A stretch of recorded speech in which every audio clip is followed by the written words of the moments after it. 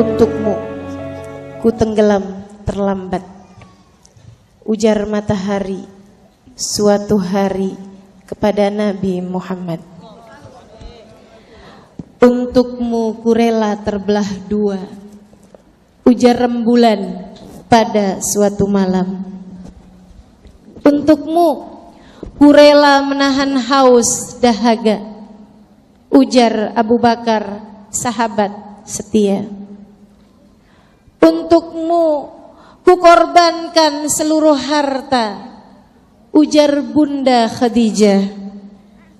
Untukmu ku rela korbankan nyawa, ujar para sahabatnya saat panggilan perang berkumandang. Duhai Rasul, di sini kami menunduk malu, sebab untukmu kami belum bisa berkorban apa-apa. Saudariku sekalian, kali ini kuceritakan padamu kisah perjumpaan yang unik. Kisah perjumpaan dari seorang kafir kala ia terpaksa menatap wajah Nabi 3 hari berturut-turut. Terpaksa memandang indah rupanya dalam indah akhlak dan perangainya. Terpaksa memandang keindahan cahaya agama Allah dalam diri Nabi kita Muhammad. Jika engkau penasaran, mari dengar kisah yang dituturkan Thumamah bin Uthal, seorang pemimpin Yamamah, daerah penghasil gandum terbesar di negeri Arab kala itu. Tahun ke-6 Hijriah, aku berangkat menuju Mekah untuk menjalankan ibadah umroh seperti yang biasa kulakukan di tahun-tahun sebelumnya. Kami bangsa Arab memiliki kebiasaan untuk berangkat umroh pada waktu-waktu tertentu. Tapi tahun ini menjadi tak biasa karena beberapa bulan sebelumnya aku menerima surat dari seseorang bernama Muhammad yang mengaku dirinya adalah seorang nabi. Sebuah kabar bohong yang sama sekali tak masuk di akal sehatku kala itu. Tentu saja aku tolak tawarannya untuk masuk Islam. Bahkan kebencianku kepadanya membuat aku berniat datang ke Madinah dan membunuhnya saja. Aku sangat mampu untuk itu, sebab aku adalah Raja Yamamah dan kesatria yang terbiasa bertarung dengan pedang. Rencana tersebut sudah bulat, kalau saja tidak karena seorang paman yang memberiku nasihat hingga aku mengurungkan niat. Jika dia bukan seorang nabi, biarkan hukum karma menghukumnya. Jika ia benar seorang nabi, aku khawatir Thumamah, hal buruk terjadi padamu jika kamu sampai menyakitinya. Rencana pembunuhan pun aku gagalkan. Namun kebencian padanya membuatku sering mengikuti peperangan dan kubunuh banyak pasukan Islam. Kabarnya karena hal ini Muhammad memperbolehkan siapapun untuk membunuhku kapanpun dan dimanapun. Perjalananku menuju Mekah untuk umroh melewati pinggiran kota Madinah yang biasanya tak pernah bermasalah. Namun tahun ini rupanya Muhammad mengirim banyak pasukan menjaga daerah perbatasan. Kala aku lewat di tengah malam, tanpa kusangka mereka yang berjaga di perbatasan tersebut menangkap aku dan membawaku ke tengah kota Madinah, kemudian mengikatku di dalam masjid di salah satu tiang yang berada di dalam sudutnya. Aku marah, namun tak berdaya. Aku naik pitam, namun tak bisa berbuat apa-apa. Saat fajar menyingsing, masjid mulai dipenuhi orang. Beberapa menit kemudian seseorang dari samping masjid masuk dan menuju ke mihrab tempat imam. Dari pancaran wajah serta penghormatan orang padanya, taulah aku bahwa ia pastilah si Muhammad itu. Selepas sholat, seseorang memberitahunya bahwa ada tawanan yang berhasil mereka tangkap. Dia pun menuju ke arahku. Ketika melihatku, ia tampak terkejut. Kemudian bertanya kepada para sahabat yang ada di sekelilingnya, "Ta'rifuna man hu?" "Araftu man hu?" Kata Nabi, tahukah kalian siapa dia? Mereka menggelengkan kepala. Rupanya tak ada sesiapa pun di antara mereka yang mengenalku, termasuk yang semalam menangkapku itu. Innahu Thumamah bin Uthal. Kata Nabi, dia adalah Thumamah bin Uthal, pemimpin kabilah Yamamah. Tampak raut wajah gembira dari wajah para sahabat karena telah berhasil menangkap salah satu musuh terbesar Islam pada waktu itu. Mereka hanya tinggal menunggu perintah, bahkan sekedar isyarat dengan tangan untuk membunuhku. Nyawaku berada di ujung tombak. Namun kulihat Muhammad itu mendekatiku. Ya Thumamah, halla taslim taslam. Thumamah, masuk Islam sajalah kamu akan selamat. Aku memandangnya dengan penuh kebencian. Kemudian ku sampaikan padanya, ya Muhammad, in taqtulni taqtul ala dadam, wa in tafukkani tafuk ala da syukur. Muhammad, kalau kamu mau membunuhku, bunuhlah aku. Telah banyak darah sahabatmu berada di pedangku. Namun jika kamu mau tebusan, mintalah saja berapa yang kamu mau. Aku akan menyerahkannya untukmu tanpa perhitungan. Muhammad melihatku marah, tak berubah wajahnya. Ia malah semakin lebar senyumnya. Kemudian ia meninggalkanku begitu saja. Sempat ku dengar ucapannya ketika seorang sahabat bertanya apa yang harus mereka lakukan padaku. Biarkan saja ia di sana, biarkan saja ia terikat di sana. Jamulah ia dengan makanan terbaik yang kita punya. Kulihat mereka semuanya melakukan sholat berjamaah 5 waktu dalam sehari. Di waktu pagi, siang dan malam para sahabat menjamuku dengan makanan yang enak. Mereka bahkan memberiku susu segar setiap pagi dan sore hari. Muhammad hanya membiarkan saja aku begitu saja. Dia seolah tidak menyadari kehadiranku. Para sahabat pun melakukan hal yang sama.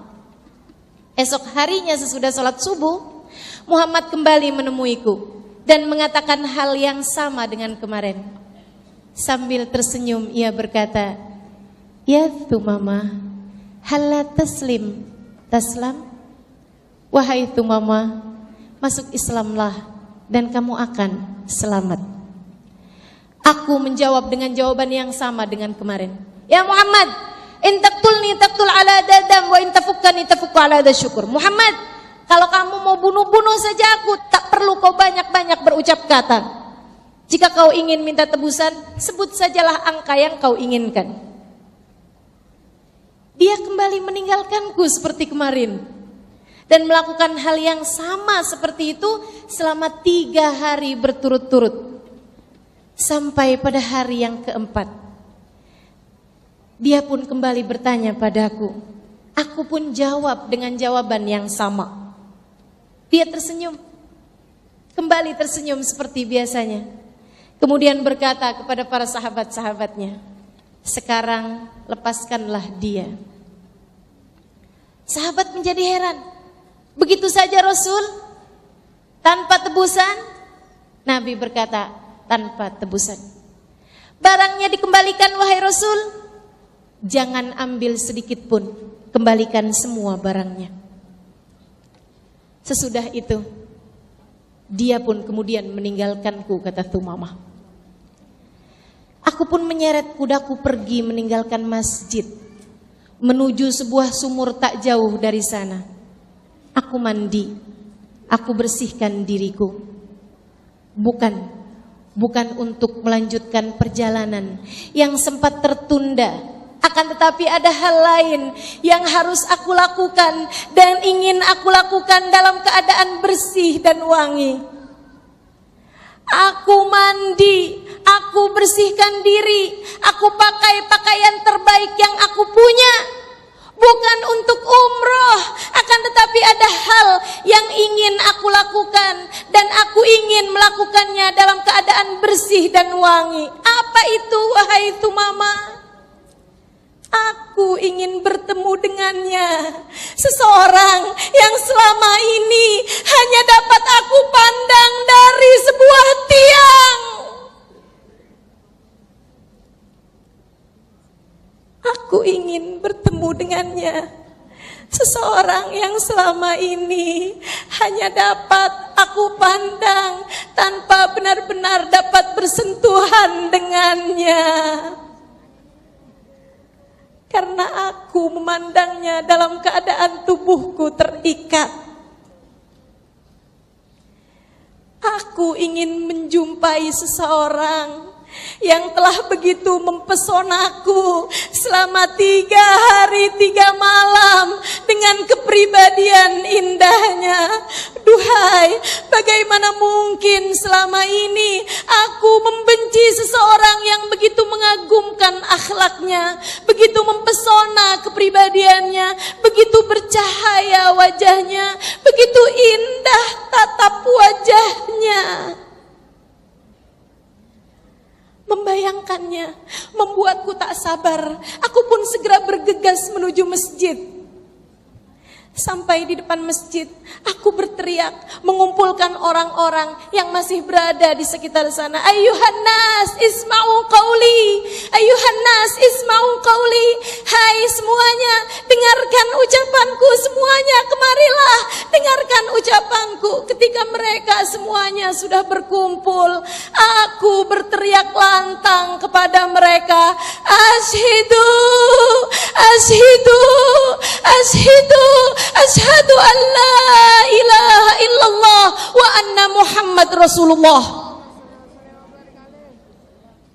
Saksikanlah, aku bersaksi tidak ada Tuhan kecuali Allah, dan bahwa Nabi Muhammad utusan Allah. Mereka semua terperangah, kemudian bertanya, kenapa sekarang wahai itu mama? Tidakkah sebaiknya dari kemarin-kemarin? Aku menjawab, kalau aku mengatakannya tadi pagi atau kemarin-kemarin, aku khawatir kalian akan berkata bahwa aku masuk Islam hanya karena takut dibunuh atau dimintai tebusan. Kini aku telah bebas dan kalian tahu aku masuk Islam tanpa paksaan. Mereka pun menanyakan sebab Islamku. Aku menjawab, seseorang yang 3 hari 3 malam dipertontonkan keindahan Nabi Muhammad. Seseorang yang 3 hari 3 malam dipertontonkan padanya keindahan Nabi Muhammad. Keindahan wajahnya, keindahan akhlaknya, keindahan perbuatannya, keindahan perlakuannya. Bagaimana mungkin ia tidak masuk ke dalam agama Islam? Aku yakin, kata tu mama, aku yakin andai ada orang paling kafir sekalipun di atas muka bumi ini diperlakukan sepertiku, dia pun pasti akan masuk Islam juga. Para sahabat menyambut dengan sukacita keislamanku. Namun aku segera meninggalkan mereka, berlari menuju masjid untuk menemui Rasulullah sallallahu alaihi wasallam. Aku berlari ke masjid untuk menemui Nabi Muhammad, musuhku di masa lalu dan kekasih hatiku di masa kini. Musuhku di masa lalu dan kekasih hatiku di masa kini. Beliau masih ada di dalam masjid kala itu. Aku pun berlari menemuinya, dan ketika aku sudah di hadapannya, tak mampu kubendung hati, aku segera memeluknya. Nabi hanya tersenyum, kemudian menerima dekapanku kala itu. Air mataku haru, tak berhenti mengalir di pipiku. Aku begitu bahagia. Akhirnya ia tak hanya kulihat dari tiang, akan tetapi dapat ku dekap dengan diriku. Ia tak hanya kulihat dari kejauhan, akan tetapi ia dapat berada dalam dekapan tubuhku.